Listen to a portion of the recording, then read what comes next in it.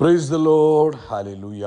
സ്തോത്രം സ്തോത്രം സ്തോത്രം സ്തോത്രം സ്തോത്രം സ്തോത്രം സ്തോത്രം. കർത്താവിൻ്റെ അതിപരിശുദ്ധമായ തിരുനാമം ഈ അനുഗ്രഹിക്കപ്പെട്ട പ്രഭാതത്തിൽ വാഴ്ത്തപ്പെടുമാറാകട്ടെ. പ്രിയപ്പെട്ട ദൈവമക്കളെ, നമുക്ക് ഒരുമിച്ച് 2026 മാർച്ച് മാസം 16-ാം തീയതി നമ്മുടെ ഗ്ലോബൽ പ്രയർ ആൻഡ് ഫാസ്റ്റിങ്ങിൻ്റെ 2-ാമത്തെ ദിവസം നമുക്ക് ഒരുമിച്ച് കർത്താവിനെ ആരാധിക്കുവാനും സ്തുതിക്കുവാനും സ്വർഗീയ പിതാവ് ഒരുക്കി തന്ന നല്ല സമയത്തിനായിട്ട് കർത്താവിന് സ്തോത്രം. ആ കരങ്ങൾ ഉയർത്തി ഒന്ന് സ്തോത്രം പറഞ്ഞ് സ്തോത്രം സ്തോത്രം സ്തോത്രം സ്തോത്രം സ്തോത്രം. കഴിഞ്ഞ പകൽക്കാലം മുഴുവൻ കർത്താവ് നമ്മളെ കാത്തുപരിപാലിച്ചില്ല. ഒന്നോർത്ത് നോക്കി, എത്ര അത്ഭുതകരമായിട്ട് കർത്താവ് നമ്മളെ നടത്തി. അതിന് നമ്മളെന്താ ചെയ്യേണ്ടത്? കർത്താവിന് സ്തോത്രം പറയണം. കർത്താവെ സ്തോത്രം സ്തോത്രം സ്തോത്രം സ്തോത്രം സ്തോത്രം. പോയ രാത്രികാലം കർത്താവ് നമ്മളെ സൂക്ഷിച്ചു, നല്ല ഉറക്കം തന്നു, തൻ്റെ ചിറകിൻ്റെ മറവിൽ നമ്മളെ മറച്ചു പിടിച്ചു.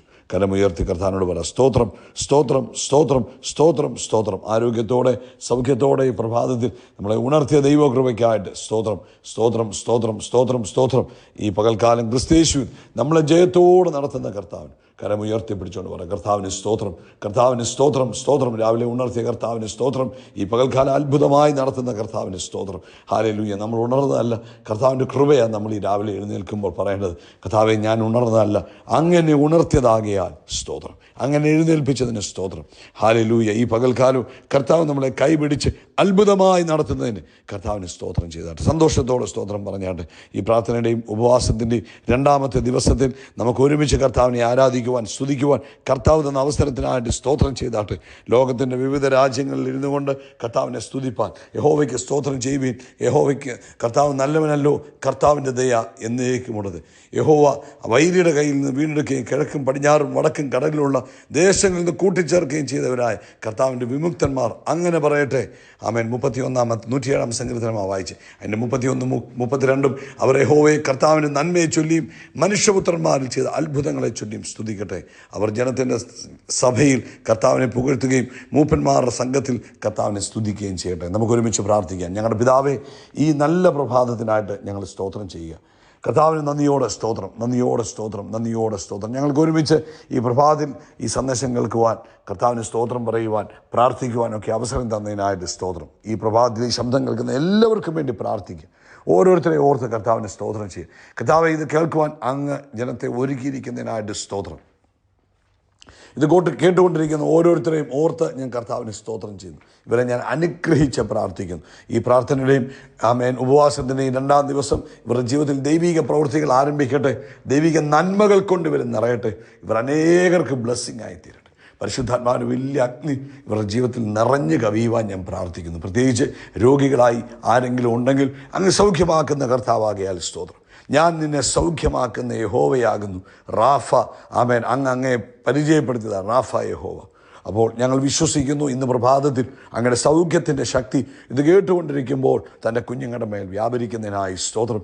ഇത് കേട്ടുകൊണ്ടിരിക്കുമ്പോൾ തൻ്റെ കുഞ്ഞുങ്ങളുടെ മേൽ സൗഖ്യത്തിൻ്റെ ശക്തി വ്യാപരിക്കുന്നതിനായിട്ട് സ്തോത്രം. സകല സ്കിൻ റിലേറ്റഡായ ഇഷ്യൂസിൻ്റെ മേലും അത്ഭുതം നടന്നിരിക്കുന്നതിന് സ്തോത്രം. സ്കിൻ അലർജീസ്, ആമേൻ, ഭയങ്കരമായ ചൊറിച്ചിലുകൾ, ആമേൻ, യേശുവിൻ്റെ നാമത്തിൽ സൗഖ്യമാകിയതിനായിട്ട് സ്തോത്രം. അങ്ങ് വിടുതലയച്ചതിന് സ്തോത്രം. അങ്ങ് സൗഖ്യമാക്കുന്ന യഹോവയാകിയാൽ സ്തോത്രം. യേശുവിന് അടിപെടാൽ ഞങ്ങൾക്ക് സൗഖ്യം വന്നിരിക്കുന്നതിന് നന്ദി പറയുന്നു. കർത്താവ് കൊടുത്ത സൗഖ്യത്തിന് നന്ദി കർത്താവേ. അങ്ങ് കൊടുത്ത സൗഖ്യത്തിന് നന്ദി. ഹല്ലേലൂയ. നന്ദിയോടെ സ്തോത്രം. ബ്ലീഡിങ് മാതിരിയുള്ള ബുദ്ധിമുട്ടുകൾ യേശുവിൻ നാമത്തിൽ മാറിപ്പോയതിനായിട്ട് സ്തോത്രം.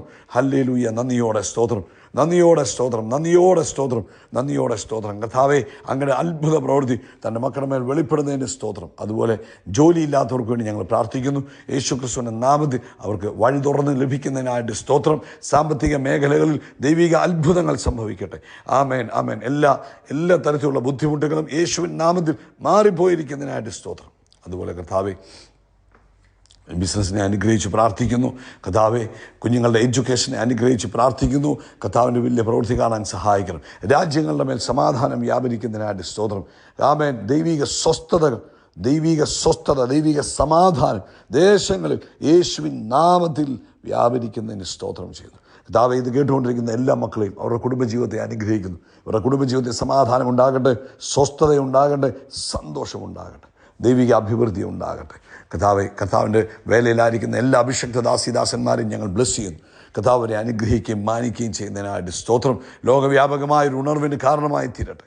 പ്രാർത്ഥന കേട്ടതിനായിട്ട് സ്തോത്രം, യേശു ക്രിസ്തുവിൻ നാമത്തിൽ തന്നെ. ആമേൻ, ആമേൻ, ആമേൻ. കർത്താവ് നിങ്ങളെല്ലാവരും ധാരാളമായിട്ട് അനുഗ്രഹിക്കട്ടെ. നമ്മുടെ പ്രാർത്ഥനയുടെയും ഉപവാസത്തിൻ്റെയും 2ാം ദിനമായി ഇന്ന് വൈകിട്ട് കർത്താവ് അനുവദിച്ചാൽ ഇന്ത്യൻ സമയം 9 മണിയോടുകൂടെ നമ്മുടെ മീറ്റിംഗ് ആരംഭിക്കും. പ്രാർത്ഥനയോടുകൂടെ അതിൽ പങ്കെടുക്കുക.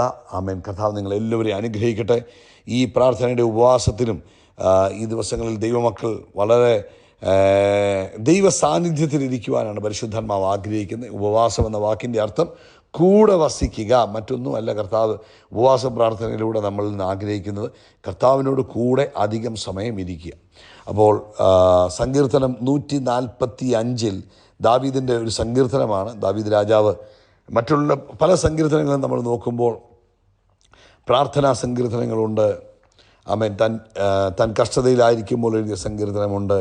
താൻ ഒറ്റപ്പെട്ടപ്പോൾ എഴുതിയ സങ്കീർത്തനം. ഇങ്ങനെ പലതരത്തിൽ പല സാഹചര്യങ്ങളിൽ എഴുതിയ സങ്കീർത്തനം.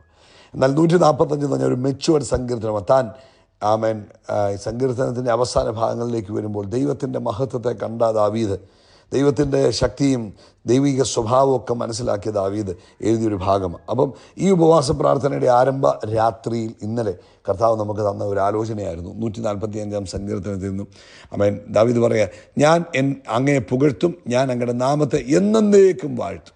അപ്പം ഈ പ്രാർത്ഥനയിലും ഉപവാസത്തിലും നമ്മൾ എന്താ ചെയ്യേണ്ടത്? കർത്താവിനെ സ്തുതിച്ചുകൊണ്ടിരിക്കുക. കർത്താവ് ചെയ്ത നന്മകൾക്കായിട്ട് കർത്താവിന് സ്തോത്രം ചെയ്യുക. ആമേൻ. മിണ്ടാതിരിക്കരുത്. എല്ലായ്പ്പോഴും ദൈവത്തിന് സ്തോത്രം ചെയ്യുക. ഞാൻ നാൾതോറും ഞാൻ നിന്നെ വാഴ്ത്തും, ഞാൻ നിന്റെ നാമത്തെ എന്നേക്കും സ്തുതിക്കും. 2ാമത്തെ വാക്യം അതാ പറഞ്ഞു. നാൾതോറും ഞാൻ അങ്ങയെ വാഴ്ത്തും, അങ്ങയുടെ നാമത്തെ എന്നേക്കും സ്തുതിക്കും. കർത്താവ് ആരാണ്, കർത്താവിന് എന്ത് ചെയ്യാൻ കഴിയുമെന്ന് മനസ്സിലാക്കിയ ദൈവത്തിൻ്റെ മക്കൾക്കാണ് കർത്താവിനെ സ്തുതിക്കാൻ കഴിയുന്നത്. അതായത് ആമേൻ ഈ ദിവസങ്ങളിലെല്ലാം എന്ത് ചെയ്യണം? കർത്താവിനെ നമ്മുടെ ജീവിതത്തിൽ ഉയർത്തിക്കൊണ്ടിരിക്കണം. കർത്താവെ, അങ്ങ് വലിയവനാകുന്നു, അങ്ങേക്കൊന്നും അസാധ്യമായിട്ടില്ല, ഏതു വിഷയത്തെയും പരിഹരിക്കുവാൻ അങ്ങേക്ക് കഴിയും, അങ്ങ് അസാധ്യങ്ങളെ സാധ്യമാക്കും, അങ്ങ് അത്ഭുതങ്ങളെ ചെയ്യുന്നവന് എന്ന് പറഞ്ഞ് കർത്താവിനെ ഇങ്ങനെ ഉയർത്തി മഹത്വപ്പെടുത്തി കർത്താവിൻ്റെ നാമത്തെ ഇങ്ങനെ ഉയർത്തുക നിങ്ങളുടെ ജീവിതത്തിൽ. ആമേൻ, ആമേൻ. വേദപുസ്തകത്തിൽ നമ്മൾ പല ഭാഗങ്ങളിൽ വായിക്കുമ്പോൾ നമുക്കറിയാം.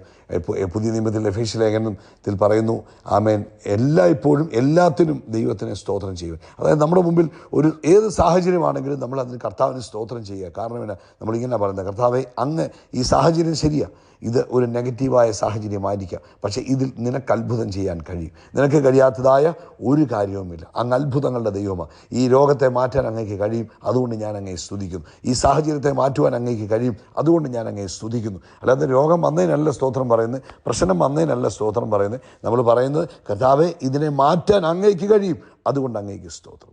ഇതിൽ അത്ഭുതം ചെയ്യാൻ അങ്ങേക്ക് കഴിയും, അതുകൊണ്ട് അങ്ങേക്ക് സ്തോത്രം. ആമേൻ. ലാസറിൻ്റെ കല്ലറയ്ക്കൽ നിന്ന് യേശു പറഞ്ഞു, അങ്ങെപ്പോഴും എൻ്റെ പ്രാർത്ഥന കേൾക്കുന്നതിനായിട്ട് സ്തോത്രം. ആമേൻ, ആമേൻ, ആമേൻ. 5 അപ്പം കൈകളിൽ എടുത്തിട്ട് യേശു എന്നാ ചെയ്തു? കർത്താവിന് സ്തോത്രം പറഞ്ഞു. പിതാവിന് സ്തോത്രം പറഞ്ഞപ്പോൾ അത് വർദ്ധിച്ചു വന്നു. കാരണം ഈ 5 അപ്പം കൊണ്ട് ഞങ്ങളെ ഇത്രയും പേരെ പോഷിപ്പിക്കുവാൻ അങ്ങ് മതിയായവനാ. ഹല്ലേലൂയ. അപ്പോൾ കംപ്ലൈൻറ്റുകളല്ല, പിറുപിറുപ്പുകളല്ല, അയ്യോ പ്രശ്നങ്ങളെക്കുറിച്ച് പറഞ്ഞുകൊണ്ടിരിക്കുകയല്ല ഈ പ്രാർത്ഥനയിലും ഉപവാസത്തിലും ചെയ്യേണ്ടത്. ഈ സമയത്ത് കർത്താവിനെക്കുറിച്ച് പറയുക. ആമേൻ. കർത്താവിനെക്കുറിച്ച് മക്കളോട് പറയുക, ഭാര്യയോട് പറയുക, ഭർത്താവിനോട് പറയുക, വീട്ടിലുള്ളവരോടൊക്കെ പറയുക, കർത്താവ് മതിയായവനാണ്, എല്ലാം പരിഹരിക്കാൻ കർത്താവിന് കഴിയും. അതുകൊണ്ട് നമുക്ക് എന്നാ ചെയ്യും? കർത്താവിന് സ്തോത്രം ചെയ്യാം. പിറുപിറുപ്പ് ഒഴിവാക്കണം, കംപ്ലൈൻറ്റുകൾ ഒഴിവാക്കണം.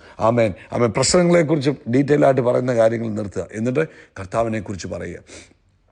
ദിവസത്തിൻ്റെ ഒരു പ്രത്യേകത ദാവീദ് പറഞ്ഞു 34-ാം സങ്കീർത്തനത്തിൽ, ഞാൻ എല്ലാ കാലത്തും പറഞ്ഞാൽ എവറി സീസൺസ്, ഏത് കാലത്തായാലും, സന്തോഷമുള്ള സമയത്തായാലും, പ്രയാസമുള്ള സമയത്തായാലും, പ്രശ്നമുള്ള സമയത്തായാലും, നിരാശയുള്ള സമയത്തായാലും ഞാൻ എന്ത് ചെയ്യും? ഞാൻ കർത്താവിനെ വാഴ്ത്തും. പ്രിയപ്പെട്ടവരെ, ഒരു ജയിച്ച ഒരു അഭിഷക്തൻ പറയുക, ആമേൻ, ഞാൻ എല്ലാ കാലത്തും എന്നെ കർത്താവിനെ വാഴ്ത്തും. പ്രശ്നങ്ങളുടെ നടുവിലാണെങ്കിലും ഞാൻ കർത്താവിന് സ്തോത്രം ചെയ്യും. കാരണം എന്നെ ഇതിനകത്തൊന്ന് വിടുവിപ്പാൻ അങ്ങേക്ക് കഴിയും.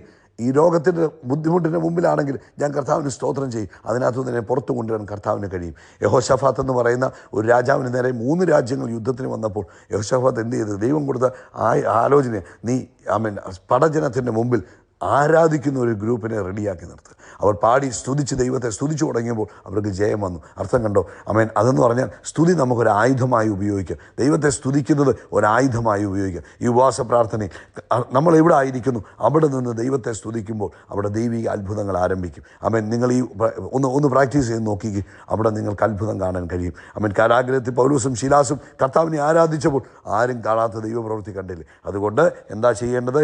ആമേൻ. ഈ പ്രാർത്ഥനയിലും ഉപവാസത്തിൽ ഉപവാസത്തിലും കംപ്ലൈൻറ്റുകൾ പറയുകയല്ല, പ്രശ്നങ്ങളെക്കുറിച്ച് പറയുകയല്ല, പത്രവാർത്തകൾ പറയുകയല്ല ചെയ്യേണ്ടത്. ദൈവത്തിന് സ്തോത്രം ചെയ്യണം. അതിൻ്റെ അടുത്തൊരു വാക്യം കൂടെ വായിക്കാം. ആമേൻ. 4-ാമത്തെ വാക്യം, തലമുറ തലമുറയോടെ നിൻ്റെ ക്രിയകളെ പുകഴ്ത്തി നിൻ്റെ വീര്യപ്രവൃത്തികളെ പ്രസ്താവിക്കും. അപ്പോൾ അതെന്താ ചെയ്യേണ്ടത്? തലമുറ തലമുറയോട്, നമ്മുടെ വീട്ടിലുള്ളവരോട്, നമ്മൾ കാണുന്നവരോട് കർത്താവ് നമുക്ക് ചെയ്ത നന്മകളെക്കുറിച്ച്, നമ്മളെ കൊണ്ടുവന്ന വഴികളെ, നമ്മുടെ ഒന്നുമില്ലായ്മയിൽ നമ്മളെ ഉയർത്തിയത്, അതുപോലെ തന്നെ വേദപുസ്തകത്തിൽ കർത്താവ് ചെയ്ത അത്ഭുതങ്ങളെ ആരെ പറഞ്ഞ് മനസ്സിലാക്കണം? വരും തലമുറകളെ പറഞ്ഞ് മനസ്സിലാക്കണം. അവരോട് പറയണം, മുന്നേ നീ കർത്താവിൽ വിശ്വസിക്കുക. കർത്താവ് അത്ഭുതങ്ങളെ ചെയ്യാൻ കഴിയുന്നവന്, അവന് കഴിയാത്ത കാര്യമില്ല. അവൻ ഏലിയാവിന് കാക്കയയച്ച് ആഹാരം കൊടുത്തവന്, അവൻ നിനക്കും ആഹാരം തരാൻ മതിയായവന്. അവൻ ലക്ഷക്കണക്കിന് ആളുകൾക്ക് ആകാശത്തുനിന്ന് മന്ന ഒഴിച്ച് ആഹാരം കൊടുത്തവന്, അവൻ നിനക്ക് ആഹാരം തരാൻ കഴിയുന്നവന്. അപ്പം എന്ത് ചെയ്യണം? ദൈവത്തെ പുകഴ്ത്തണം. ഉറക്കപ്പറ, ദൈവത്തെ പുകഴ്ത്തണം, ദൈവത്തെ സ്തുതിക്കണം. ഈ പ്രാർത്ഥനയിൽ ഉപവാസത്തിലും മറ്റൊന്നും ചെയ്യാതെ ദൈവത്തെ ഒന്ന് പുകഴ്ത്തിക്കുക, ദൈവത്തെ ഒന്ന് സ്തുതിച്ച് നിങ്ങൾ ഇതുവരെ കാണാത്ത അത്ഭുതങ്ങൾ കാണാൻ തുടങ്ങും. ഇതുവരെ അനുഭവിക്കാത്ത ദൈവിക അത്ഭുതങ്ങൾ കാണാനും അനുഭവിക്കുവാനും ഈ പ്രാർത്ഥനയും ഉപവാസവും നിങ്ങളുടെ ജീവിതത്തിൽ ഇടവരുത്തും കേട്ടോ. അതുകൊണ്ട് ആമേൻ, ഈ പ്രാർത്ഥനയിലും ഉപവാസത്തിലും ദിവസങ്ങളിൽ എന്ത് ചെയ്യണം? ദൈവത്തെ സ്തുതിക്കുക. ആമേൻ. ഇന്നലെ 3 കാര്യങ്ങളാണ് പറഞ്ഞത്. ഒന്ന്, ആമേൻ, ഉപവസിക്കുക, കൂടെ വസിക്കുക, മാറി നിൽക്കുക, ലോകത്തിൽ നിന്ന് മാറി നിൽക്കുക, പൊതുവാർത്തകളിൽ നിന്ന് മാറി നിൽക്കുക. ആമേൻ, കർത്താവിനോട് ചേർന്ന് നിൽക്കുക, എന്നിട്ട് കർത്താവിനെ സ്തുതിക്കുക. 3, കർത്താവ് ചെയ്ത പ്രവൃത്തികളെ മറ്റുള്ളവരോട് പറയുക. കർത്താവ് നിങ്ങളെ ഈ വചനത്താൽ അനുഗ്രഹിക്കട്ടെ. കർത്താവെ, ഈ പ്രാർത്ഥന ഉപവാസവും ഞങ്ങളുടെ ജീവിതത്തിൽ, ഞങ്ങളുടെ ദേശത്ത്, ഞങ്ങളുടെ കുടുംബത്തിൽ വലിയ സൗഖ്യത്തിന് കാരണമായി തീരട്ടെ. യേശുവിൻ നാമത്തിൽ തന്നെ. ആമേൻ, ആമേൻ, ആമേൻ. കൈകൾ ഉയർത്തി പറ.